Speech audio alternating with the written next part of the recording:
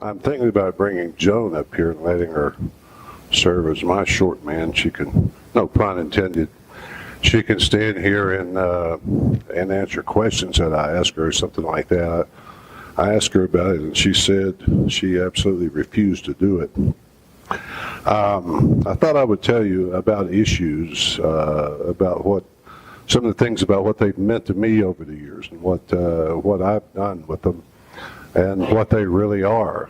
I'll start out by telling you a couple of stories about how they've been used by people in my local area.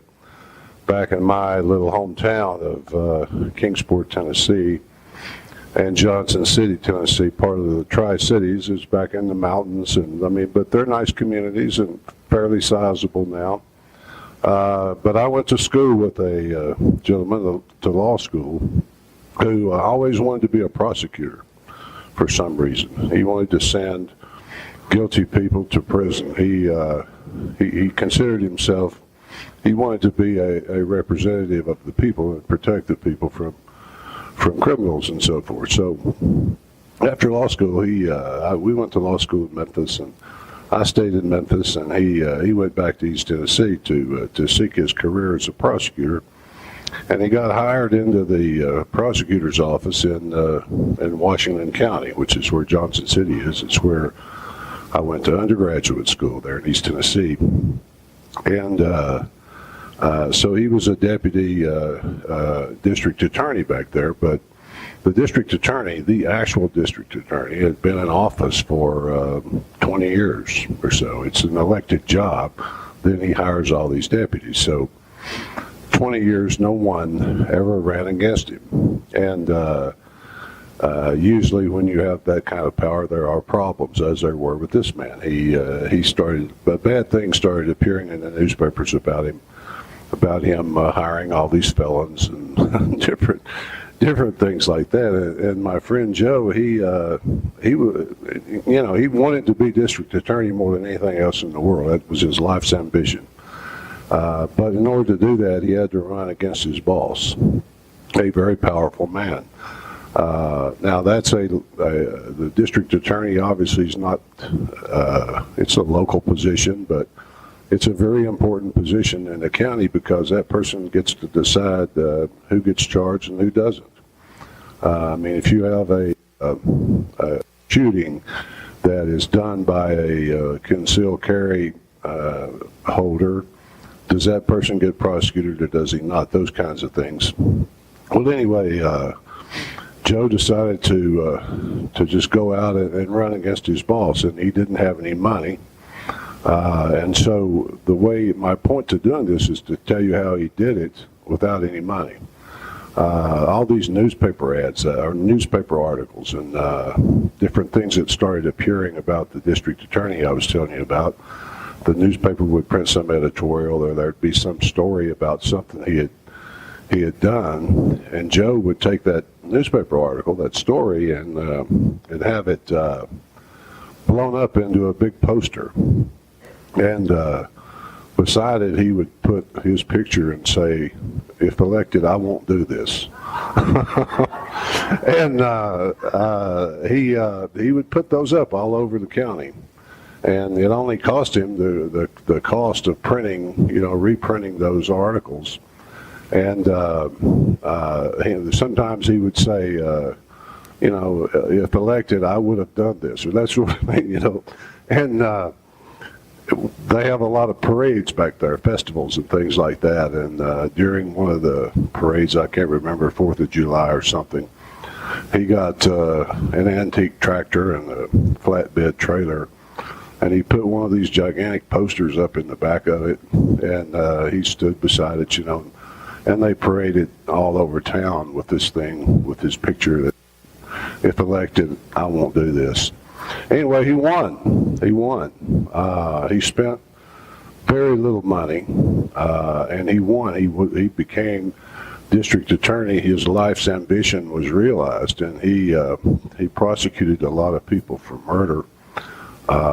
He was one of the first. He was a dear friend. That's the reason I'm talking to Joan and me. But he got married, had a happy life, and died of cancer. So there, that's what happens. But he won. That's the point. And he did it with a community where the same person had been elected to the same job for 20 years, and it was obvious that person was going to be elected. But Joe decided it's worth the shot. This is what I've always wanted.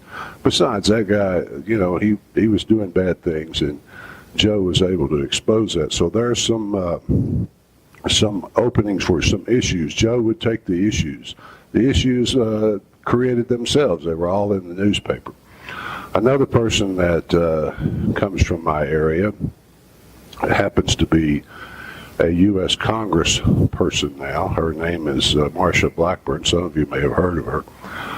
She's gotten kind of somewhat prominent during the Trump administration, but Marsha was just a regular old lady living in Memphis. And during the reign of Don Sundquist, who was governor of Tennessee a few terms ago, the worst governor in the history of the state, he was a Republican.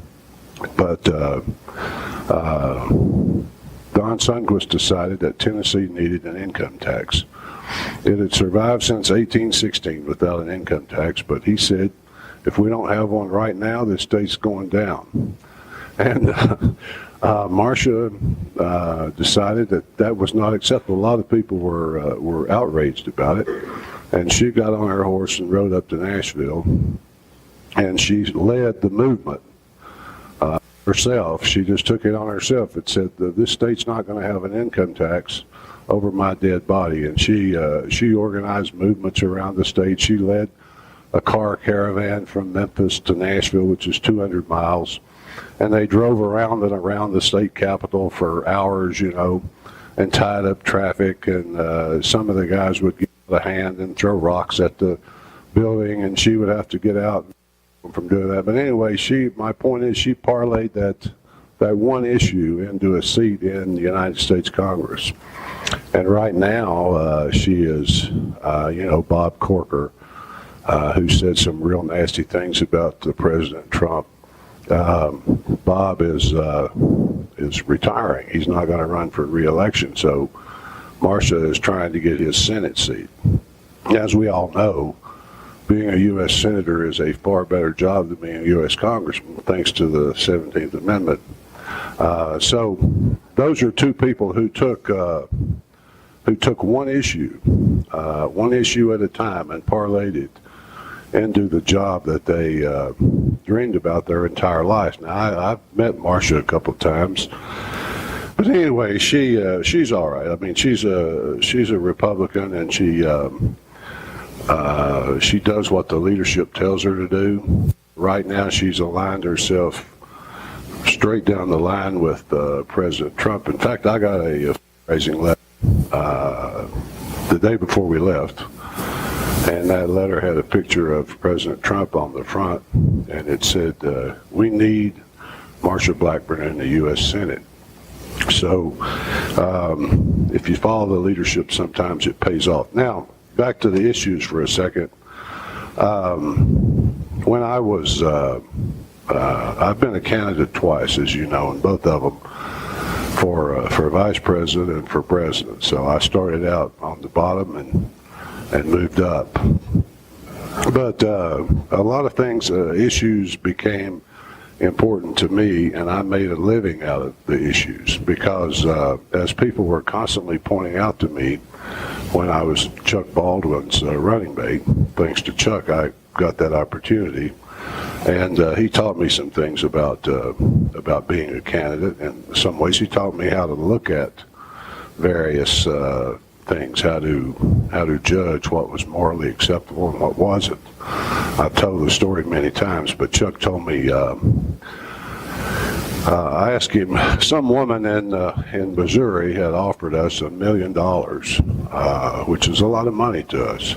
$1 million if we would swear that we would work the rest of the campaign, and if we were in office, to end internet gambling, to ban internet gambling. She was a wealthy woman, and she had a a thing about it. And Chuck said, no, we can't do that because the internet's so important, as a communications device, and we oppose any censorship of it or anything like that.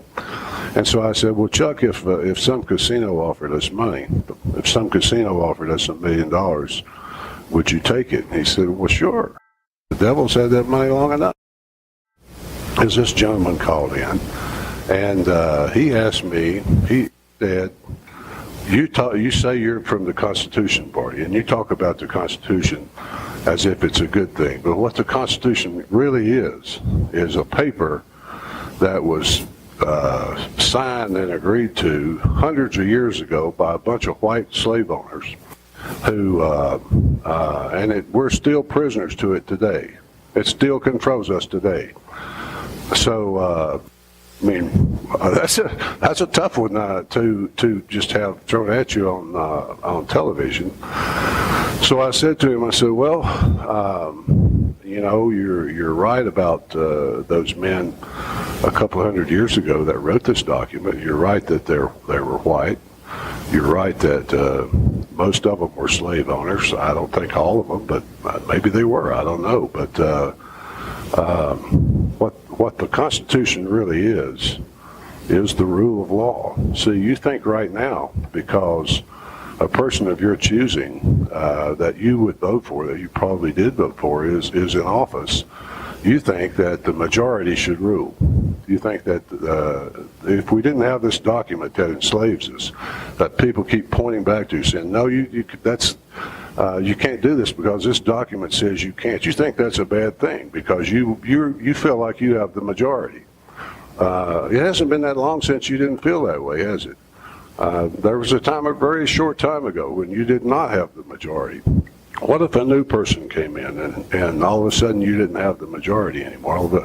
A new president came in and the people voted and decided that, what if people decided to reinstitute all the Jim Crow laws? The majority wants it. I mean, would that be okay? No, obviously it wouldn't be okay because in this country individuals have rights. Individual rights are more important than the entire collective. Your rights as an individual person are more important than what all of these people say. It doesn't matter what they say.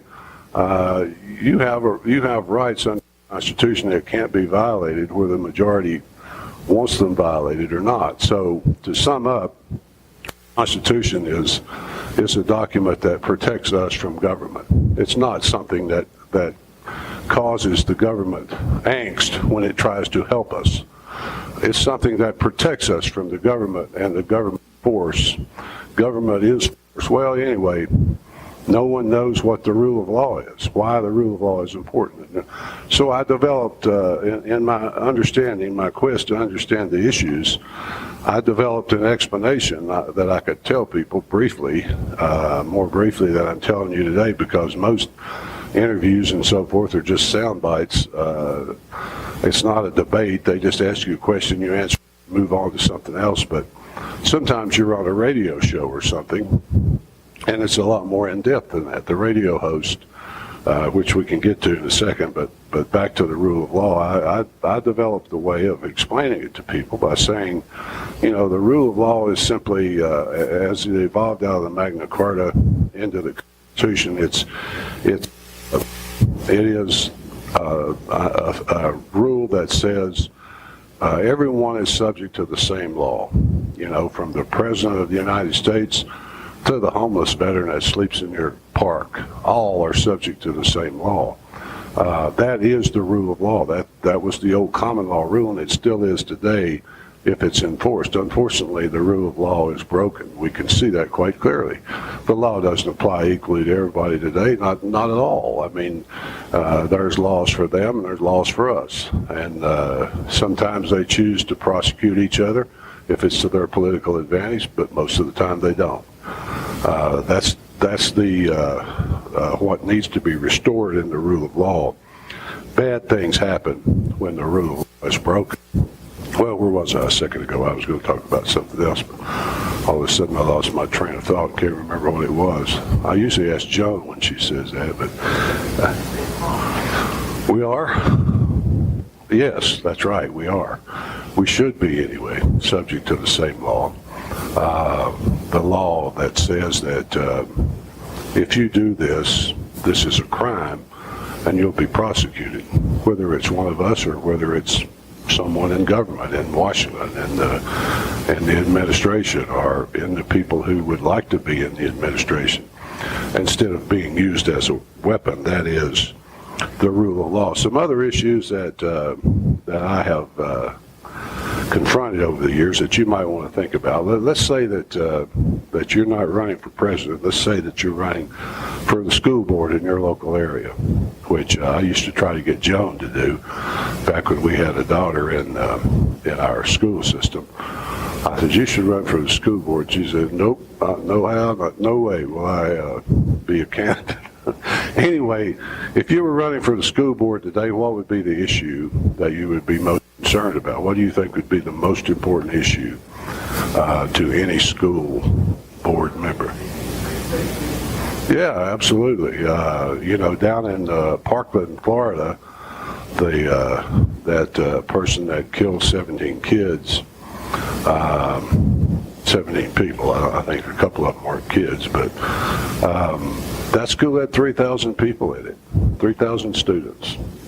It's like, have you ever seen those old experiments when you were in school where the scientist takes a box and he puts a rat in there, and he puts another rat in there, and he puts 3, 4 more rats in there, and so far the rats are living just happy as they can be. And he just keeps putting rats in, and sometimes one of the rats bites another one. And all of a sudden the 2 rats are fighting, and then all of a sudden the violence just spreads through the whole thing. They're so crowded, there's so much pressure to attack each other that they do. And our school system may be reaching that area. You've seen pictures of the old one-room schoolhouses out on the prairies where a lot of you guys live, out in the deserts of Arizona and Utah, places like that. They probably still have one-room schools out there. I don't know, but back then there was very little peer pressure because all the grades were in the same room, and you have first graders and 12th graders in the same room, and you might have a person in the 5th grade who was one of the smart kids in the class, and he might mentor somebody in the 10th grade who was smart in one thing but not so smart in another. And the kids, I read all this. I mean, I have no experience with one-room schools, but I did read, and I actually had brothers who actually did go to one-room schools. My brother, who was in World War II, did. But the point is, there was very little pressure on the kids because it's different when you have hundreds of kids in the same grade, all packed together, almost the same age. That's where the peer pressure is, the same age. And they have social media now, they have smartphones now, and they're all on there. All the kids are on there, and the pressure is just relentless. Joan and I ride to work every day, usually in the same car. To save money, we take her car because it's more fuel efficient than mine, and I get to ride along and just check out the area while she's driving. And the kids are standing out waiting for the bus in our little community, and they're standing on the street corner, so we see the same kids on the same corner every single day. And every single one of them, without exception, are like this. Every day. And they got their backpacks on with all their books, so they're humped over. And I feel sorry for them because they're probably going back and forth with some other kid who's, what kids do that causes pressure. And sooner or later, like rats, one of them cracks and goes home and gets his gun and starts doing bad stuff. Anyway, that's an issue. You're running for the school board. However you want to phrase it, whatever you want to say about it, you need to answer it. Should teachers be armed? Same issue, just different perspective. Should we give weapons to our teachers? If our teachers have them, should they be able to bring them in? That sort of thing. The other day, a couple of weeks ago, I took my pastor to lunch. He invited me, but I ended up paying for it. But anyway, he and I are engaged in some legal together now. And we went to lunch at this nice restaurant, and they had a big sign on the door that said, "No guns allowed in this building." And I just thought, how stupid it is. Because if I'm going in to rob this building or to commit some act of violence, I'm going to go up to the door and say, I'm going to have to go to a restaurant now where they permit guns. I guess about the only thing you can argue that makes any sense about the sign is that if people obeyed it, you would avoid the type of thing where some permit holder comes into the restaurant, has a few drinks, and gets in almost like a road rage argument with somebody and shoots the person. That actually happened once in Memphis. But they went back out to the parking lot. That's the thing. They went out to the parking lot and one of them shot the other one. So that's an issue of the school board. What about anything in your area that you might be running for? In our little community of Germantown, we would call it alderman. Some areas they might call it the city council or something like that, I guess. But if you were running for alderman in Germantown, one of the issues that you better be able to respond to is property taxes, because property taxes are out of hand. Once our daughter asked me when she was younger how much our property taxes and insurance were, and I told her per month. Suddenly occurred to me that even if you were to give me this house for free, I could not pay the tax. I said, yeah, that is exactly right, and that's a sad state of affairs. You know, many homes and businesses have been lost over that very issue. So what would you say property taxes should do? What would you replace them with? Or if you would replace them, who would fund all these worthwhile projects that the city government's engaged in? In our little community, you have to be able to talk about this, and I'm a keen observer of the community, although I'm just an observer. But I've noticed, and the mayor, she stepped down, and a new mayor came in. I don't really know him. I know some we do, so I could probably talk to him if I wanted to. But the old mayor, I kind of liked her, and she'd been mayor a long time, 20 years or something like that. But I discovered during 2008 that a lot of mayors were into Agenda 21 without really knowing it. And I went back to my hometown. My sister knew the mayor back there real well, and she took me to the mayor, and the mayor brought me over to her house, and we sat in her living room, Joan, me, my sister, and the mayor, and we talked about issues that confronted local communities, issues that maybe people in Washington could affect or something like that. And she just kept telling me all these things that she was doing, these conferences she was going to, these mayors. This is what they tell us. She said, we go to this state meeting, all the mayors, and this is what they tell us that we're supposed to do.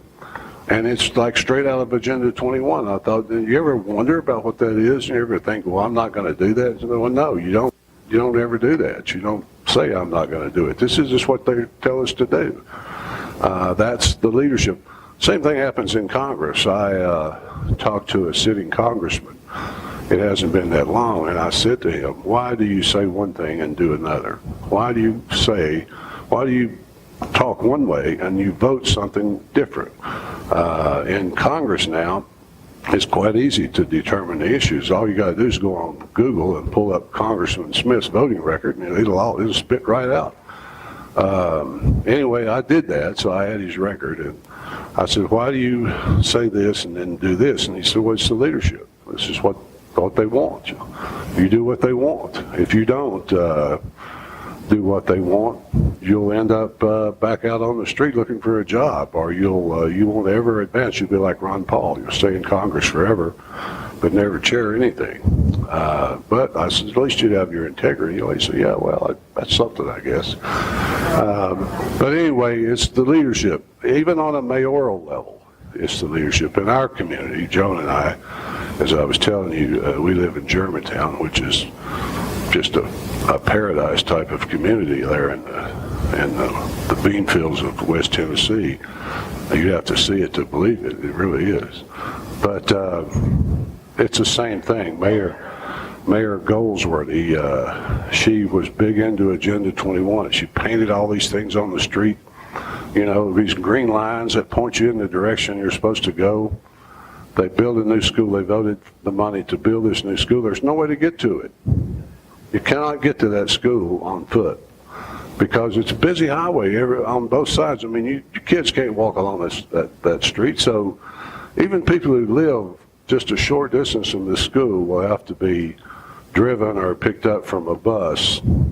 So it's a consolidating type thing to bring all those people out from outlying communities into a centralized location. She did a lot of other things, bike paths, all painted green, different things like that. But anyway, it's a great community, but stuff like that you wonder about. And people build homes.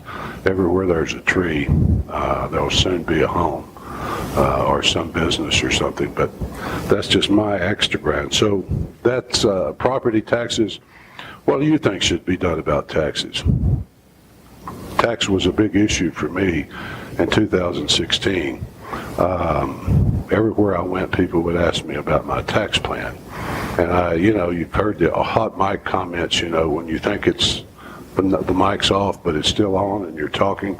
One time after I finished my interview, people said, did you hear what they said later? And I said, no, I didn't. And they said, well, they were talking and you could still hear them. And they were saying, that tax plan he's got is pretty interesting. I'd kind of like to see if he could actually do that. And anyway, the tax plan was just what the Constitution Party platform says. That's all it was. But I have to admit, I jazzed it up a little bit, but it was basically just the Constitution Party platform that's been there for all this time. So you have to be able to deal with taxes, that's my point. And as I get ready to close out, let me tell you that Jim Clymer said something back there. I keep telling Jim he's starting to look like David Letterman now in his retirement. But Jim said that when he was running for the Senate a few years ago, he got invited to some type of event where the Democrats and Republicans were there, but they did not invite the Libertarian candidate or the Green Party candidate or any other third party candidate. He asked the person why that was, and the person said, because you act like a real candidate. In other words, Jim was being, he wanted the office, and he felt like if he were elected, he could actually be a senator. You ever had somebody that's running and you think you'd be terrified if they actually won? Well, you don't want that for yourself. You want to feel like in your own heart, you want to feel like you could actually hold that office, and then you act accordingly. Jim had put up signs, and he was giving speeches and actually running a real campaign. And the same thing happened to me on a lesser scale. When I went back to my hometown, I called the political writer from my hometown newspaper, and I wanted desperately to get a local boy makes good story on the front page, because I wanted all my relatives and friends from where I grew up to see that I was a candidate for president. So I sat down, the political writer agreed to see me. And I went in his office. I think you were with me, weren't you, John? Yeah, she was there. And so he started asking me questions. And he said, everybody wants me to cover their campaign. All these candidates want me to. And I tell them, first you have to have a campaign. If I'm going to cover your campaign, it actually has to be a campaign. I said, well, I've got a real campaign. And I showed him all the Constitution Party, the literature that I had. I showed him our website. And he said, okay. I said, besides, Local Boy Makes Good is a good story, isn't it? And he said, yeah, it's a good story.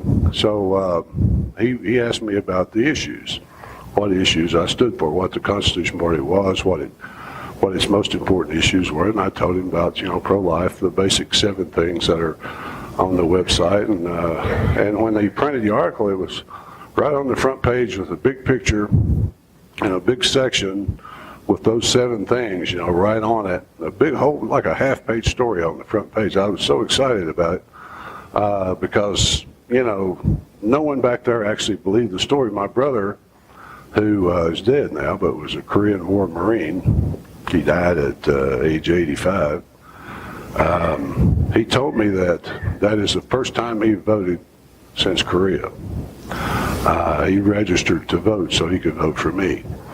And this last election, he told my sister, my sister is a Democrat.